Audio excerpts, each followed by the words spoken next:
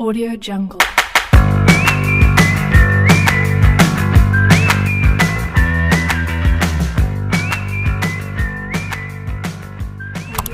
Hai teman-teman, hari ini kita membahas materi tentang peredaran darahku sehat. Nah, yang pertama kita membahas sistem peredaran darah pada manusia terlebih dahulu ya. Tahukah kalian berapa persen cairan yang menyusun tubuh manusia? 65-75% tubuh manusia tersusun dari cairan. Di antara cairan penyusun tubuh manusia yaitu darah. Darah adalah bagian yang sangat penting bagi tubuh kita. Dan Allah Subhanahu wa taala berfirman dalam Quran surah Al-Alaq ayat 1 dan 2 yang artinya, bacalah dengan menyebut nama Tuhanmu yang menciptakan. Ia telah menciptakan manusia dari segumpal darah. Nah, jadi darah berfungsi untuk mengangkut dan mengedarkan sari makanan hasil pencernaan ke seluruh tubuh. Selain itu, darah juga mengedarkan oksigen dan karbon dioksida hasil pernapasan.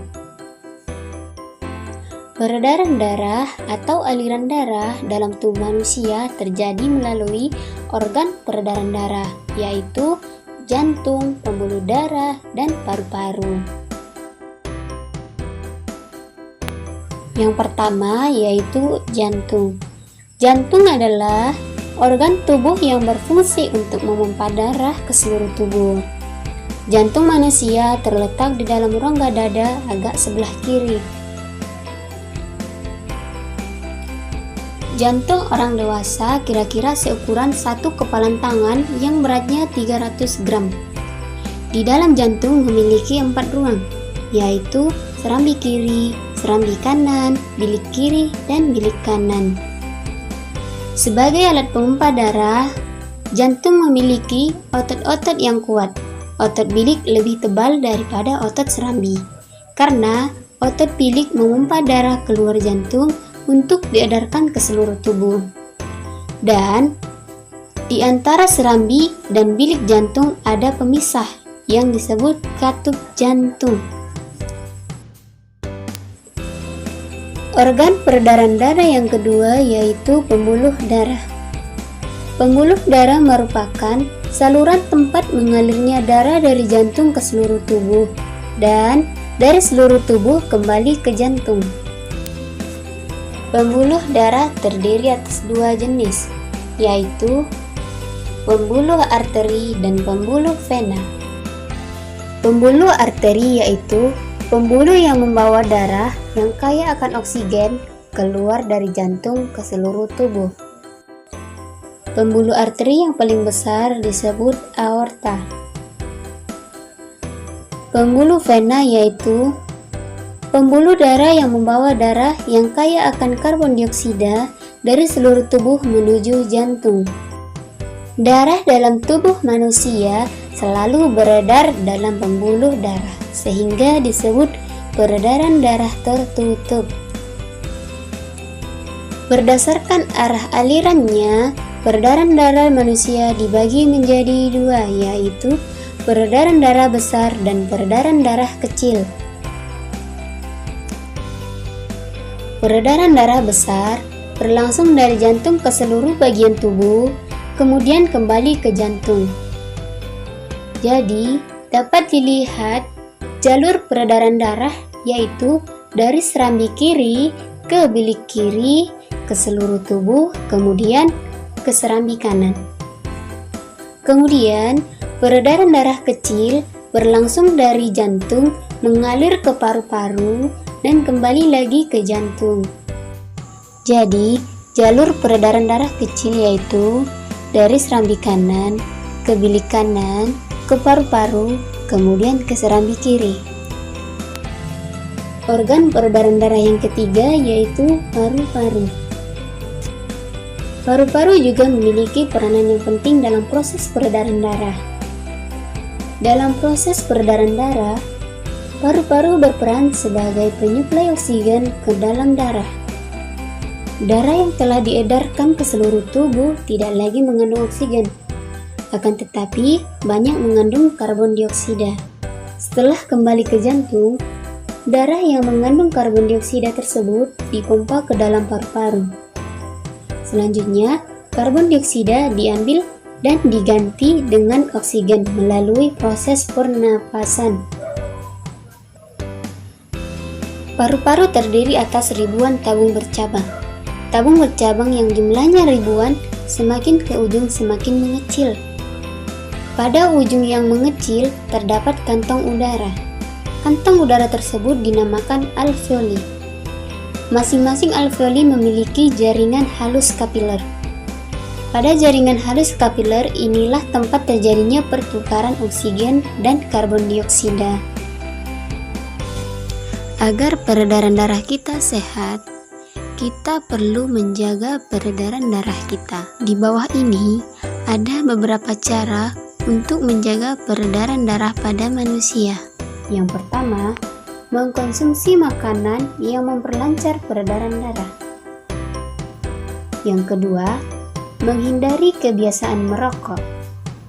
Yang ketiga, menjaga berat badan ideal. Yang keempat, olahraga rutin. Yang kelima, mengelola stres. Tangga nada mayor dan tangga nada minor. Apa itu tangga nada? Tangga nada adalah urutan nada yang disusun secara berjenjang, seperti do, re, mi, fa, sol, la, si, do, atau dalam lambang angka 1, 2, 3, 4, 5, 6, 7, 1. Yang pertama ada tangga nada mayor. Tangga nada mayor adalah tangga nada yang susunan nadanya berjarak 1, 1, setengah, 1, 1, 1, setengah. Kemudian ada ciri-ciri tangga nada mayor. Yang pertama, bersemangat. Kedua, riang gembira.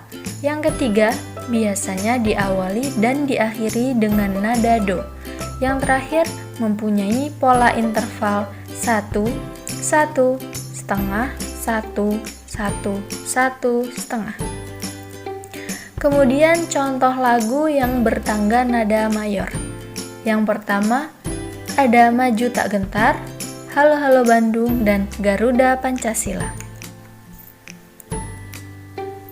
Yang kedua, tangga nada minor. Tangga nada minor adalah tangga nada yang susunan nadanya 1, setengah, 1, 1, setengah, 1, 1. Dan memiliki ciri-ciri. Yang pertama, kurang bersemangat. Yang kedua, bersifat sedih. Yang ketiga, biasanya diawali dan diakhiri dengan nada la. Dan yang terakhir, mempunyai pola interval 1, setengah, 1, 1, setengah, 1, 1. Dan contoh lagu bertangga nada minor antara lain yang pertama, Syukur, yang kedua Tuhan, dan yang ketiga Gugur Bunga. Baiklah, kita memasuki pelajaran bahasa Indonesia yaitu contoh pantun nasihat. Di sini ada 3 contoh pantun nasihat. Baiklah, yang pertama, ingat dongeng batu belah, telur tua sudah menetas, belajar jangan merasa lelah, ilmu luas tiada batas. Di sini ada isi kandungan pantun dan amanatnya. Yang pertama, isi kandungan pantun. Jangan pernah bosan untuk belajar, carilah ilmu sebanyak-banyaknya, karena ilmu sangat luas dan tidak akan pernah selesai untuk dipelajari. Yang kedua, yaitu amanat pantun. Semangatlah untuk belajar agar banyak mendapat ilmu. Kita masuk pada pantun nasihat kedua. Enak benar tinggal di batu jajar, segar udaranya indah dan permai. Anak sekolah, rajinlah belajar agar cita-citamu kelak tercapai. Isi kandungan dan amanat pantun. Isi pantun, anak sekolah itu harus banyak-banyak belajar jika ingin menggapai cita-citanya. Yang kedua, amanat pantun. Jika kita sedang bersekolah atau masih sekolah, kita harus memperbanyak belajar agar cita-cita yang kita impikan tercapai. Pantun yang terakhir yaitu, wahai Ananda kuntum pilihan, syarak dan sunnah jangan abaikan. Berbuat baik janganlah segan, supaya engkau dirahmati Tuhan.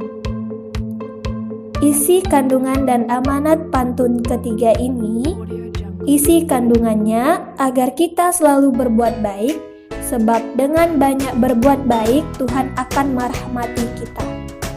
Amanat pantun, jika kita berbuat baik, kita mendapatkan kasih sayang Tuhan. Kita akan membahas tentang ciri-ciri pantun. Yang pertama, tiap bait terdiri atas 4 baris. Yang kedua, tiap baris terdiri atas 8-12 suku kata. Ketiga, rima akhir setiap baris adalah ABAB. Keempat, baris pertama dan kedua merupakan sampiran. Dan yang kelima adalah baris ketiga dan keempat merupakan isi. Saya harap teman-teman bisa memahami ciri-ciri pantun di atas ya. Selanjutnya, kita membahas tentang organ peredaran darah dan fungsinya pada hewan, yaitu burung, serta cara memelihara organ peredaran darah pada burung. Organ peredaran darah pada burung yang pertama yaitu jantung. Jantung pada burung berfungsi untuk memompa darah ke seluruh tubuh. Jantung burung memiliki 4 ruangan, yaitu yang pertama, serambi kanan. Serambi kanan berfungsi untuk menerima darah kotor yang kaya akan karbon dioksida dari seluruh tubuh. Yang kedua, serambi kiri. Serambi kiri berfungsi untuk menerima darah bersih yang kaya akan oksigen dari paru-paru. Yang ketiga, bilik kanan.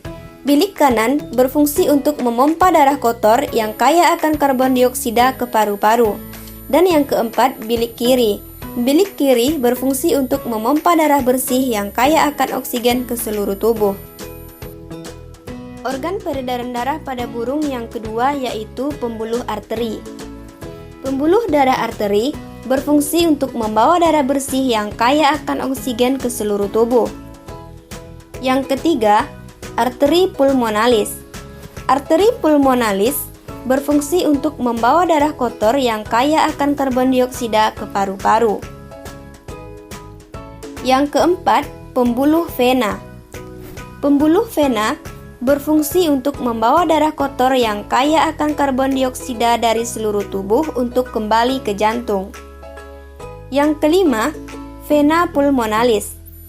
Vena pulmonalis berfungsi untuk membawa darah bersih dari paru-paru ke jantung. Yang keenam, pembuluh kapiler. Pembuluh kapiler berfungsi untuk menjadi penghubung antara cabang pembuluh nadi dan pembuluh balik yang terkecil ke sel-sel tubuh. Adapun cara memelihara organ peredaran darah pada burung diantaranya, yang pertama, memberi makanan dan minuman yang sehat untuk burung. Yang kedua, menjaga kesehatan burung. Dan yang ketiga, diberi vaksin serta menjaga kebersihan kandangnya. Nah teman-teman, itulah pembahasan kita kali ini dan semoga bisa dipahami ya. Terima kasih.